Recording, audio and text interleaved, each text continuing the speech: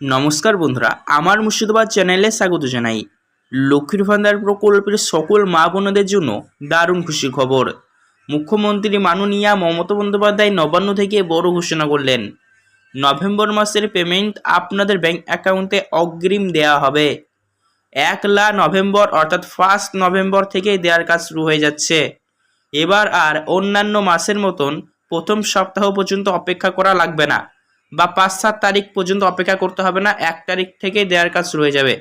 তাহলে কোন কোন মহিলারা অগ্রিম লক্ষ্মীর ভান্ডার প্রকল্পের আর্থিক সুবিধা পাবেন, পাশাপাশি লক্ষ্মীর ভান্ডার প্রকল্পে ডবল পেমেন্ট দেওয়া হবে তবে কোন কোন মহিলাদেরকে, এবং ভাতা প্রকল্পেও খুশির খবর রয়েছে। প্রতিবন্ধী ভাতা, বিধবা ভাতা, বার্ধক্য ভাতা, সেসব ভাতা প্রকল্পে কি আপডেট রয়েছে সবটাই আমি আজকের ভিডিওটির মাধ্যমে আপনাদের জানাবো। তাই ভিডিওতে একটু স্কিপ না করে সম্পূর্ণ দেখবেন। নবান্ন থেকে যেই নোটিশটি পেশ করা হয়েছে সেই নোটিশে যা যা বলা হয়েছে লাইভ প্রমাণ সহ আপনাদের দেখিয়ে দেবো। লক্ষ্মীর ভান্ডার নভেম্বর মাসে 1 তারিখ থেকে দেওয়ার কাজ শুরু হয়ে যাচ্ছে। অগ্রিম ডবল পেমেন্ট দেওয়া হবে কোন কোন মহিলাদের, এবং ভাতা প্রকল্পের নতুন যারা অ্যাপ্লিকেশন রয়েছেন তাদের কি আপডেট রয়েছে।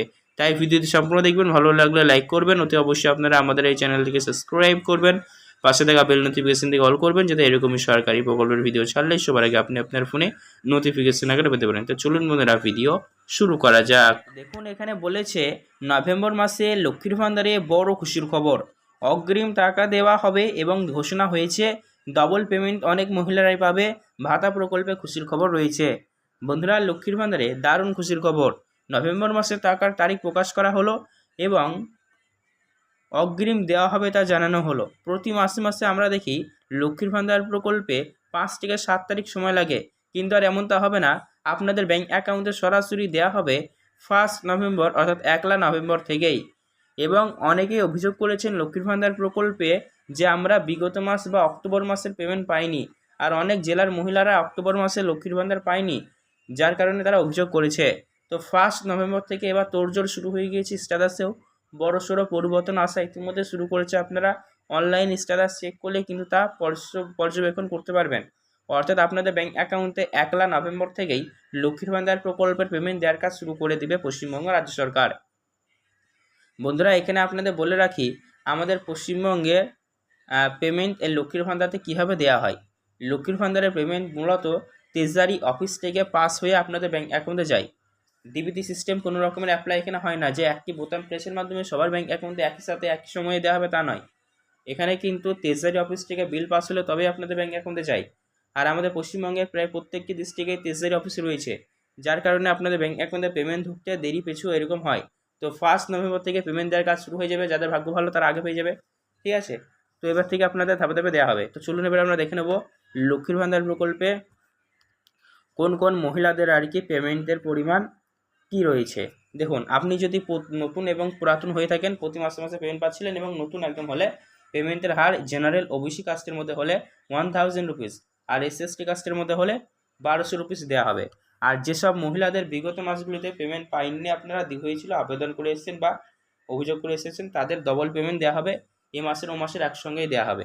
চলুন এবার লক্ষ্মীর ভান্ডার প্রকল্প নিয়ে যা নিয়ম বলা হয়েছে নিয়মগুলো আমরা দেখে নিই।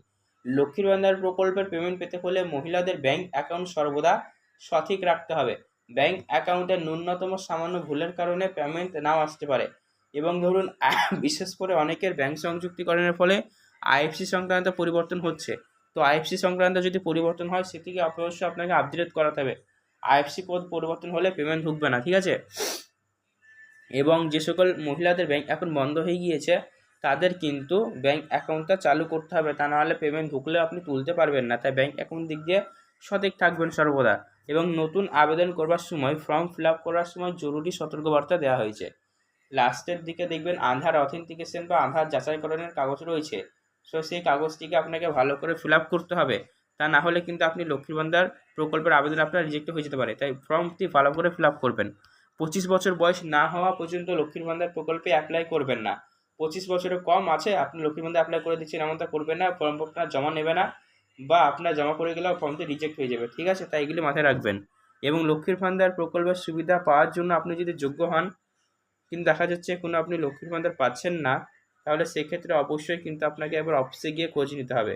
যে আমি লক্ষ্মীর ভান্ডার পাচ্ছি না, তবুও আমি যোগ্য তবুও পাচ্ছি না, সেখানে আপনার সমস্যার সমাধান হয়ে যাবে। আশা করা যায় সবাই পান লক্ষ্মীর ভান্ডার যারা যোগ্য। এবার লক্ষ্মীর ভান্ডার প্রকল্পের নিয়মে অনেকটাই সহজ করা হয়েছে। সেই 2021 সালের সেপ্টেম্বর মাস থেকে যখন থেকে লক্ষ্মীর ভান্ডার প্রকল্পটি চালু হয়েছে না, তখন থেকে কিন্তু লক্ষ্মীর ভান্ডার প্রকল্পে আজ পর্যন্ত অনেক আপডেট এসেছে। তো ভবিষ্যতে আপডেট আসবে। এখন বর্তমানের আপডেট অনুযায়ী সবাই যাতে লক্ষ্মীর ভান্ডার প্রকল্পের সুবিধা পায় সেই ব্যবস্থা করে দেওয়া হয়েছে। যেমন ধরুন, লক্ষ্মীর ভান্ডার প্রকল্পের ফর্ম সারা বছর জমা করতে পারবেন। 10 ক্যাম্প রয়েছে, পাড়ায় সমস্যা পাড়ায় সমাধান রয়েছে, অফিসে রয়েছে, যেখানে খুশি আপনারা লক্ষ্মীর ভান্ডার প্রকল্প ফর্ম জমা করতে পারবেন। সারা বছরই কোনো রকম প্রবলেম হবে না।